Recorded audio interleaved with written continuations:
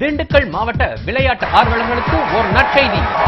திண்டுக்கல்லில் 2004 மற்றும் 2007 ஆண்டுகளில் தேசிய அளவிலான மகளிர் கால்பந்தாட்ட போட்டிகள் நடத்தப்பட்டு ரசிகர்களின் மத்தியில் அமோக வரவேற்பு பெற்றது. அதைத் தொடர்ந்து தற்போது உலகில் 2வது அதிவேக விளையாட்டான 19 வயதிற்குட்பட்ட ஆண்களுக்கான தேசிய அளவிலான ஹேண்ட்பால் போட்டிகள்.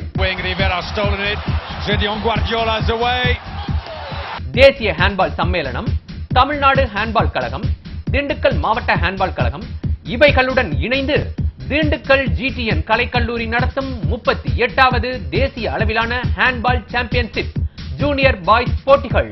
அகில இந்திய அளவில் மொத்தம் 28 மாநில அணிகள், 800 விளையாட்டு வீரர்கள் ஜூலை 25ஆம் தேதி முதல் 30ஆம் தேதி வரை திண்டுக்கல் GTN கலைக்கல்லூரியின் உலக தரம் வாய்ந்த உள் விளையாட்டு மின்னொளி மைதானங்களில் இரவு பகல் இரு வேளைகளிலும் கோலாகலமாக நடைபெறுகிறது. விறுவிறுப்பான ஹேண்ட்பால் போட்டிகளை தினசரி காண வரும் ரசிகர்களுக்கு பரிசுகளும் உண்டு. அனுமதி இலவசம், அனைவரும் வருக.